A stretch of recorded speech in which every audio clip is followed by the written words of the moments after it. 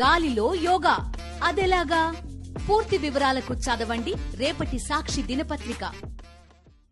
దర్భపై పడ్డ అమృతం చుక్కలను నాకే సమయంలో నాగేంద్రుడి నాలుక రెండుగా చీలిపోయింది. అందుకే పాములకు రెండు నాలుకలుంటాయి. పురాణాల్లో కనిపించిన ఈ సన్నివేశం నేటి పాలిటిక్స్లోనూ కనిపిస్తోంది. ప్రజాస్వామ్యం అనే దర్భపై ఉన్న అడ్డదారి అధికారం అనే తీయటి రుచిని ఆస్వాదించే క్రమంలో చంద్రబాబు నాలుక కూడా రెండుగా చీలిపోయిందంటారు బాబు గురించి బాగా తెలిసిన విశ్లేషకులు. సంపద సృష్టి లేదు, తొక్క లేదు, విజనం లేదు, వంకాయ లేదు. అవసరాన్ని బట్టి రెండు నాలుకలు స్పందిస్తుంటాయి. ఎన్నికలకు ముందు ఒక నాలుక మాట్లాడుతుంది, అధికారంలోకి వచ్చాక ఇంకో నాలుక మాట్లాడుతుంది. ఒక నాలుక మోడీని తిడుతుంది, ఇంకో నాలుక మోడీని పొగుడుతుంది. ఒక నాలుక సోనియాను ఆకాశానికెత్తేస్తుంది, మరో నాలుక అదుపు తప్పి దూషిస్తుంది. ఒక నాలుక హామీలపై హామీలిస్తుంది, మరో నాలుక హామీల అమలు సాధ్యం కాదు అంటుంది. ఒక నాలుక గాంధేయవాదిలా నీతులు వల్లిస్తుంది, మరో నాలుక రక్తతర్పణం కోరుతుంది. మొన్ననే కదా మోడీ లాంటి నాయకుడు ఈ దేశంలోనే కాదు ప్రపంచంలో కూడా ఎవరూ లేరని పొత్తు పెట్టుకుంటే పెట్టుకున్నారు. 2 రోజుల క్రితం రహస్యంగా బెంగళూరులో కాంగ్రెస్ నాయకులతో సమావేశమయ్యారట. దీనికి ఆధారం ఏముందంటారా?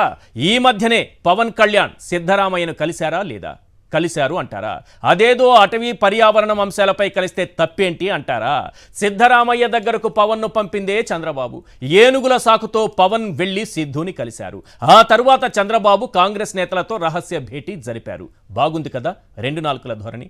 అంతెందుకు సార్, మొన్నటికి మొన్న ఉద్యోగుల కోసం జగన్ గ్యారంటీ పెన్షన్ స్కీమ్ పై చంద్రబాబు ఎన్ని మాటలు మాట్లాడారు. అది నమ్మే కదా కొందరు ఉద్యోగులు చంద్రబాబుని భుజాలపై మోశారు. ఆఖరికేమైంది? గెలవగానే జగన్ తెచ్చిన జీపీఎస్ని అమలు చేస్తామని గెజెట్ కూడా ఇచ్చారు. పైగా కేంద్రం జగన్ను ఫాలో అయ్యి తీసుకొచ్చినటువంటి పెన్షన్ స్కీమ్ యూపీఎస్ పై మౌనంగా ఉన్నారు. ఇలా సందర్భానుసారం మాట్లాడాలంటే అందరికీ సాధ్యమయ్యే విషయం కాదు సార్. కనీసం రెండు నాలుకలు ఉంటేనే సాధ్యమవుతుంది. బాబు గారి రెండు నాలుకల ధోరణిపై ఓ 10 పాయింట్లు ప్రజలు చర్చించుకుంటున్నారు. అవేంటో ఒక్కసారి మనం స్క్రీన్ పైన చూద్దాం. పాయింట్ నెంబర్ 1, జగన్ జీపీఎస్ తెస్తే నానా రాద్ధాంతం, కేంద్రం యూపీఎస్ తెస్తే సైలెంట్గా ఉండటమే ఆయన సిద్ధాంతం. నారావారా మజాకా? పాయింట్ నెంబర్ 2, జీపీఎస్ రద్దు చేస్తానని ఉద్యోగులకు హామీ ఇచ్చారు. గెలిచాక అదే జీపీఎస్ అమలుకు గెజెట్ జారీ చేశారు. నారావారా మజాకా? పాయింట్ నెంబర్ 3, 5 ఏళ్లలో 20 లక్షల ఉద్యోగాలు సృష్టిస్తానన్నారు. గెలిచాక ఒకేసారి 2000 ఉద్యోగాలకు ఎసరు పెట్టారు. నారావారా మజాకా?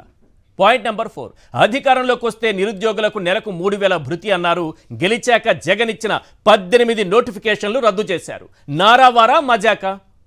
పాయింట్ నెంబర్ 5, మొదటి సంతకం డిఎస్సి పైనే పెట్టారు. జగన్ నోటిఫికేషన్ ఇచ్చిన 6000 టీచర్ పోస్టులు వచ్చే ఏడాదికి విసిరేశారు. నారావారా మజాకా? పాయింట్ నెంబర్ 6, వాలంటీర్లకు నెలకు 10,000ని ఉగాది రోజున మాటిచ్చారు. గెలిచాక వాలంటీర్ వ్యవస్థకు మంగళం పాడేశారు. నారావారా మజాకా? పాయింట్ నెంబర్ 7, సంపద సృష్టించి జగన్కు మించి సంక్షేమం ఇస్తామన్నారు. అన్ని హామీలు అటకెక్కించి పచ్చ పువ్వు చెవిలో పెట్టారు.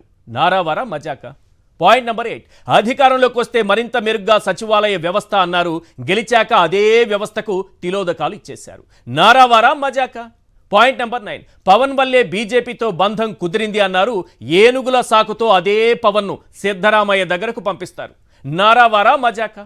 పాయింట్ నెంబర్ 10, ఇటు బీజేపీతో బహిరంగంగా అనుబంధం కొనసాగిస్తారు, అటు బెంగళూరులో కాంగ్రెస్తో అక్రమ బంధం నెరుపుతారు. నారావారా మజాకా? ఈ 10 పాయింట్లు ఇప్పుడు ప్రజల్లో నానుతున్నటువంటి చర్చ.